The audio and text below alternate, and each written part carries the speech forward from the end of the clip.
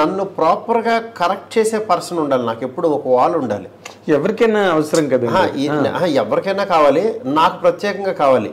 ఎందుకంటే నేను ముందే చెప్పాను, సూపర్ మార్కెట్ లాంటి నా దగ్గర అన్నీ ఉంటాయని. అక్కడ చెత్త దొరుకుతుంది, కుళ్ళు దొరుకుతుంది, ఇది దొరుకుతుంది. కుళ్ళు కూడా మంచి అని చెప్పి యాక్చువల్గా వాళ్ళు ఇది చాలా బాగుంటుందని నమ్మితే ఓహో ఈ నమ్మాడు కదని చెప్పి ఆ కుళ్ళే బెస్ట్ అనుకుంటా. నా దగ్గర ఆ ప్రమాదం ఉంది. అందుకనే నాకు కొన్ని యావరేజ్లు, కొన్ని సూపర్ హిట్లు, కొన్ని ట్రెండ్ సెటర్లు రావడానికి కారణం అదే. నా దగ్గర అన్ని రకాలు. ఎందుకనంటే ఒక సినిమా వచ్చి భలే తీసాడని అనుకుంటే ఇంకో సినిమా వచ్చి ఏం లేదండి మ్యాటర్ అయిపోయిందని అనుకుంటారు. మళ్ళీ ఇంకో సినిమా అమ్మ ఇది బాగా తీసుకున్నాడు, ఇది భలే కుదిరిందని అనుకుంటారు. అంటే ఒకే నాలుక యాక్చువల్గా రకరకాలుగా మాట్లాడుతుంది. బికాస్ నా మెచ్యూరిటీ లెవెల్, నా ఐడియాలజీ ఇన్ని బట్టే అవతల వాళ్ళు మాట్లాడుతున్నారు. అంటే నేను కూడా అలా ఫ్లెక్సిబుల్ అయిపోతున్నాను. అందుకని వాళ్ళు అలా మాట్లాడటానికి అవకాశం దొరుకుతుంది. ఎగ్జాక్ట్లీ. ఇప్పుడు మీకు ఇండస్ట్రీలో ఏంటంటే ఒక ఫెయిల్యూర్ వస్తే ఒకసారి చూస్తారు, రెండో ఫెయిల్యూర్ వచ్చింది అనుకోండి ఇంక ఇది అయిపోయాడని ఫిక్స్ అయిపోతారు. కానీ నాకు బ్యాక్ టు బ్యాక్ ఫెయిల్యూర్ హిట్లతో సంబంధం లేకుండా నా కెరీర్ అలా నడుస్తుంది, నాకు స్టార్స్ వస్తున్నారు, ఇంకా ఇంకా గ్రో అవుతున్నాను. ఎందుకనంటే ఇది సుడి కాదు, నా మెంటాలిటీ, నా క్యారెక్టర్. అంటే వీడి దగ్గర ఏదన్నా డ్రా చేయొచ్చు, వీడిని రాంగ్ గైడెన్స్ ఇస్తే రాంగ్ రూట్లో వెళ్తాడు, వీడు రైట్ గైడెన్స్ ఇస్తే రైట్ రూట్లో వెళ్తాడని అవతల వాళ్ళు తెలుసుకున్నారనుకోండి, నాతో చాలా ఈజీ వర్క్.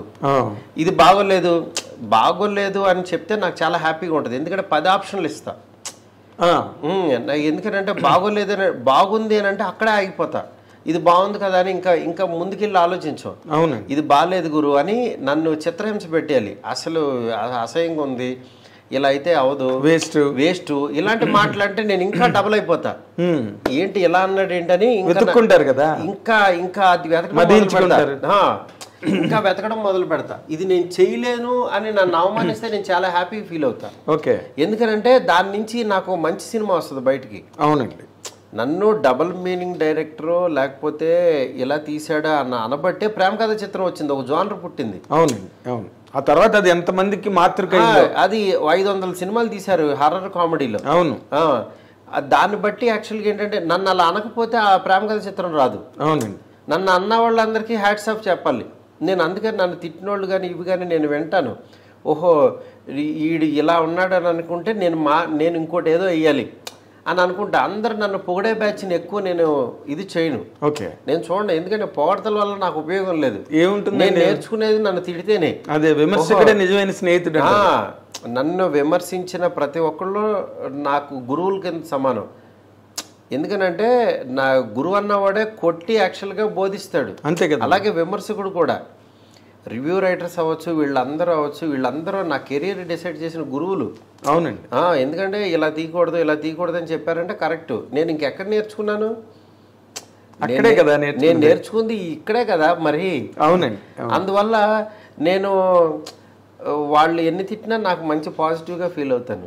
అదే మీరు నార్మల్గా బాబు బంగారం కథ వెంకటేష్ లేదా సురేష్ గారు వాళ్ళందరూ కూడా 1-4 సార్లు విని కానీ ఓకే చేయరు.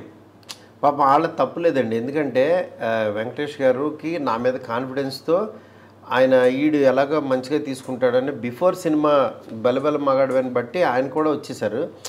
బట్ రన్నింగ్లో నేను కన్ఫ్యూజ్ అవుతున్నాను, నేను ఇదని చెప్పి ఆయన పాపం బాధపడ్డారు. బికాజ్ కొన్ని ఇవి జరుగుతుంటాయి, అదొక ఎక్స్పీరియన్స్ అంతే. అందుకే ఆయన ఏంటంటే నాతో మళ్ళీ కూడా తర్వాత మాకు సక్సెస్ ఫెయిల్యూర్తో సంబంధం లేకుండా ఈయన కరెక్ట్గా వాడలేదు, వీడు వచ్చినా సరే అనే ఫీల్ కొంచెం ఇదయ్యేవాళ్ళు తర్వాత. అట్లా అయితే నేనేమనుకున్నానంటే ఒక 30 ఏళ్ల ఒక బ్రహ్మాండమైన కెరీరు, వరుస హిట్లతో సినిమా ఇండస్ట్రీలో ఒక మంచి హీరోగా ఎదిగిన హీరో వెంకటేష్ గారు. అవును. యాక్చువల్గా అలాంటి ఆయన ఒక 30 years ఆఫ్ కెరీర్ కంప్లీట్ అవుతున్న టైంలో మారుతితో నేను చేస్తాను అని అనుకోవడం అన్నది ఆ రోజున చాలా అందరూ ఒక పెద్ద చర్చ అయిందండి. మారుతితో చేయడం ఏంటి అంటే లైటర్ వేని కోరుకుంటున్నాడా వెంకటేష్, లేకపోతే ఇంకో రకంగా ఈజీ ఫిల్మ్ ఏదైనా కోరుకుంటున్నాడా, సీరియస్గా కాకుండా మారుతిని సెలెక్ట్ చేసుకున్నాడంటే అని ఒక చర్చ జరిగింది ఇండస్ట్రీలో అన్ని చోట్ల. సో మీరు అన్న ఓకే అయిన కథను కూడా మీరు అదర్స్ వల్ల దాన్ని కరెక్ట్గా ట్రాక్లో పెట్టలేకపోయారు అన్నది. నేను అది నా ప్రాబ్లం అండి. నేను ఇన్ఫ్లుయెన్స్ అయిపోబట్టి రాంగ్ మూవీస్ వచ్చింది అంతే. అదేలే, నేను ఇన్ఫ్లుయెన్స్ అవ్వకూడదని రియలైజ్ అవ్వటమే నాకు సక్సెస్. ఓహో, నేను ఇక్కడ ఇలా వెళ్ళిపోకూడదు, మరీ ఇలా బ్లైండ్గా వెళ్ళకూడదు అని దాని తర్వాత రియలైజ్ అయ్యి నేను బిగినింగ్లో ఎలా కష్టపడి కూర్చుని రాసుకుని నా సక్సెస్ని వెతుక్కున్నానో అలా నేను మళ్ళీ ఇప్పుడు పని చేసుకుంటున్నాను. అందుకని నాకు ఈ సాటిస్ఫాక్షన్ ఉంది, ఈ మెంటల్ సాటిస్ఫాక్షన్ ఉంది. ఎగ్జాక్ట్లీ, అదే ఫ్రెష్గా ఉన్నారు ఏదైనా. ఎందుకంటే మీరు అందుకే ఇందాక నా ఇంట్రడక్షన్లోనే చెప్పాను, అది నిత్య స్వాప్నికుడని, అనునిత్య సృజన శ్రామికుడు. ఏదో ఒకటి రాస్తుంటారు, ఏదో ఒకటి జరుగుతూ ఉంటుంది, ల్యాబొరేటరీ వర్క్ కంటిన్యూస్గా. మెయిన్ ఒకటే సార్, డబ్బులు మనిషి కార్ సైజు ఇల్లు సైజు పెంచుతాయి కానీ యాక్చువల్గా మన మెంటాలిటీని పెంచవు. మన మెంటాలిటీ ఏమవుద్దంటే ఇంకా ఇంకా ఇంకా ఆ ఫైర్ తగ్గిపోయి తెలియకుండా చిన్న లేజినెస్ వస్తుంది. అవునండి, ఈ లేజినెస్ డబ్బు వల్ల లేజినెస్ పెరుగుతుంది. సెటిల్ ఉన్నాం కదా, ఇంకా ఎవరికైనా మనకి ప్రెషర్ ఉండదు, వాడికి డబ్బులు ఇవ్వాలని ఇది ఉండదు, ఎవరికైనా ఇది ఉండదు, చాలా కూల్గా ఉంటుంది. కానీ ఈ కూల్నెస్లో కూడా అమ్మో మనం పని పని పని అని వెతుక్కోకపోతే, ఆ ఫైర్ అనేది లేకపోతే మన మీద చాలా పెద్ద బాధ్యత ఉంటుంది. నేను రాసిన సీన్ మీద ఒక 200 మంది వర్క్ చేస్తారు ఒక పేజ్ మీద. ఆ పేజ్కి ఎంత వాల్యూ ఉండాలి అని నేను ప్రతి పేజు ప్రతి లైను అనుకోకపోతే మంచి సినిమా అనేది రాదండి, న్యాయం జరగదు. ఫస్ట్ అసలు రిజల్ట్ సంగతి దేవుడు ఎరగండి. ఫస్ట్ నా దగ్గర ఉన్న పేజ్ వరకు నేను సాటిస్ఫాక్షన్ ఉన్నాను, నా చుట్టుపక్కల సాటిస్ఫాక్షన్ ఉన్నాను, నా హీరో హ్యాపీగా ఉన్నాడు అనేది నేను చెక్ చేసుకోవాలి. అప్పుడు ఇంకొకరి చేతిలో పెట్టకూడదు. ఫస్ట్ అసలు ఎవడో వినేసి దాన్ని పేపర్ మీద ఎక్కించి ఆ ఐడియాలజీ, నేను సక్సెస్ అయింది నా స్టైల్తో. ఫట్ వన్ కట్ చేస్తే all India level Hercules of Indian cinema Baahubali, భారతీయ సినిమా బాహుబలి, మిస్టర్ పర్ఫెక్ట్ ప్రభాస్తో సినిమా అనగానే అస్సలు భూగోళం బద్దలైంది ఇండస్ట్రీలో ఆ న్యూస్ వచ్చిన రోజున. అసలు అది ఎలా జరిగిందండి? న్యూస్ మేమే ఇవ్వలేదండి. మీరు ఇవ్వలేదు, సోషల్ మీడియాలో ఎవరు న్యూస్లు ఇవ్వకుండానే అది జనరేట్ అయిపోయింది. దాని గురించి ప్రత్యేకంగా పెట్టుకుందాం సార్. అంతేనా? 4 ముక్కలు చెప్పండి. ఇప్పుడు మీరు ఎందుకు వచ్చింది, ఎలా వచ్చింది అని మాట్లాడింది కానీ, but what is your experience? There is lot of expectation around. అదే సార్, అది ఆ సినిమా స్టార్టింగు ఎండింగు దాని గురించి చెప్పాలనంటే అదొక పెద్ద గ్రంథం. అదేంటంటే అది ఇంత సింపుల్గా మాట్లాడే విషయం కాదు. నెక్స్ట్ దాని స్టార్ట్అప్ అలాగే ఉండాలి, దాని ఎండింగ్ అలాగే ఉండాలి. అది చెప్పే విధానం గ్రాండియర్ ఇన్ ద సెన్స్ అంటే మీరే అంటున్నారు ఇవన్నీ ఇన్ని చేశారు, దీని తర్వాత స్పెక్టాక్యులర్ గా మీరు ఆ రేంజ్ లో చేస్తున్నారు, అల్టిమేట్ ప్రాజెక్ట్ కదా. అది ఇట్లాగా సరదాగా ఇలా జరిగిందండి అని అలా అనలేం.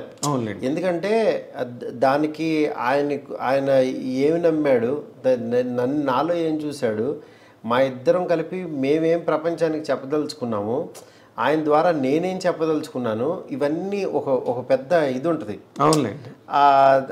దాన్ని యాక్చువల్గా డెఫినెట్గా ఏదైతే ఎక్స్పెక్ట్ చేస్తారో దానికి 1% ఎక్కువ ఇస్తాను తప్పించి 1% కూడా తగ్గించినని మాత్రం ప్రామిస్ చేస్తాను. Very nice. అది వెరీ నైస్. ఎందుకనంటే వేరే వాళ్ళకి ఆయన వాల్యూ ఎలా తెలుసో నాకు తెలుసు. వేరే వాళ్ళకి ఇప్పుడు చాలామంది అనుకుంటారు ఫ్యాన్స్ కానీ వేరే వాళ్ళు కానీ యాక్చువల్గా మా హీరోతో ఎలా తీస్తాడో, ఇతని దగ్గర నుంచి ఎలా అనుకుంటున్నావు, ఇవన్నీ ఎక్స్పెక్ట్ చేస్తున్నావు, ఇవన్నీ ఎలా అనుకుంటారో వాళ్ళకంటే 1% ఎక్కువే ఉంటాను నేను. అలా ఎక్కువ ఉంటేనే యాక్చువల్లీ ఈ స్థాయిలో ఉండగలుగుతాను. ఇది మీ ఫ్యాన్స్ అవ్వచ్చు, వేరే వాళ్ళు అవ్వచ్చు, మళ్ళీ హీరోకి అది నచ్చజెప్పి ఆడియన్స్కి ఏం కావాలో అది ఆయన దగ్గర నుంచి డ్రా చేసి వీళ్ళకి ఎలా చూపించగలుగుతున్నాం, ఆ మీడియేషన్ నేను ప్రాపర్గా చేయగలుగుతున్నానా లేదా, ఆ పాత్రని నేను చేయగలుగుతున్నానా లేదా అనేది నా మనసాక్షి తెలుసు. అది త్వరలో మీకు తెలుస్తుంది. అదే అంతే సింపుల్. కానీ ఒక చాలా వెరీ వెరీ ఇంట్రెస్టింగ్ ప్రాజెక్ట్ అండి ఇది.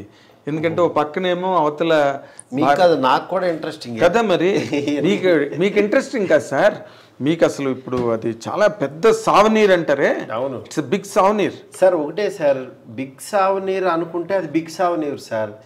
అది ఒక పని అనుకున్నాం అనుకోండి, అది 18 అవర్సే కష్టపడతాం సార్. ఇప్పుడు సీఎంకైనా 24 అవర్సే, నార్మల్ వాడికైనా 24 అవర్సే. అమ్మ సీఎం సీట్లో కూర్చున్నా నాకు 4 గంటలు ఎక్స్ట్రా కావాలంటే ఏమి రావండి. కానీ మన వర్క్ని యాక్చువల్గా ఈ సీఎం పదవిని ఎలా ఇది చేస్తున్నాం, ఎలా టైం ఇస్తున్నాము, మెంటల్ పీస్ ఎలా గెయిన్ చేస్తున్నాం, మధ్య మధ్యలో బ్రీతింగ్ స్పేస్ ఎలా పెట్టుకుంటున్నాం, దేనికి ఇంపార్టెన్స్ ఇస్తున్నాం, దేనికి మన మాట అవ్వచ్చు, మన పని అవ్వచ్చు, దానికి వాల్యూ ఎంత ఇస్తున్నాం అనేది ఉంటుంది. వాల్యూ ఆఫ్ ద వర్క్ అంతే. ఇప్పుడు నేను ఆ ప్రాసెస్లో ఆ పొజిషన్లో కూర్చుని ఇప్పుడు దీనికి ఎంత టైం పెట్టాలి, ఇక్కడ ఎంత ఎఫర్ట్ పెట్టాలి, దీనికి ఎంత వాల్యూ ఇవ్వాలి అని చెప్పి అవి చూస్తున్నాను నేను. ఓకే, అంతే. Very nice. అంటే ఒకదానికి మాత్రం మేము ఐడ్రీమ్ తరఫున మీకు థ్యాంక్స్ చెప్పాల్సిన, నేను నాగేంద్ర కుమార్ జర్నలిస్ట్గా కూడా నేను మీకు థ్యాంక్స్ చెప్పాలి. అదేంటంటే నార్మల్ మైండ్ సెట్స్ ఎట్లా ఉంటాయంటే, ప్రభాస్ రేంజ్ ప్రాజెక్ట్ చేస్తున్నప్పుడు వాళ్ళు అంత తొందరగా అసలు యాక్సెస్ అవ్వరు, మాట్లాడరు, ఏదో అసలు ఇంకా అల్టిమేట్ ప్రపంచాన్ని ఓపెన్ చేస్తున్నట్టుగా. కానీ మీరు అందుకే నేనేమో ఓపెన్ చేయలేదు, దాని గురించి ఏం చెప్పలేదు. బట్ యాక్చువల్గా నేనేంటంటే జనరల్ ఐడియా చెప్పాను మీకు అంతే. అవునండి, నేను దేనికి థ్యాంక్స్ చెప్తానంటే ఈ టైంలో కూడా మాకు టైం ఇచ్చి థ్యాంక్ యూ చక్కగా మీ ఎక్స్పీరియన్సెస్ అవన్నీ కూడా అంటే నాకు తెలిసి ఈ రోజు వరకు ఇంత విరివిగా, ఇంత వివిడ్గా అవును మీరు ఎక్కడ మాట్లాడలేదు. అవును, మీ ఆలోచనలు, మీ అభిప్రాయాలు ఇంతలా ఆవిష్కారం ఫాలో అప్ సార్. ఎందుకంటే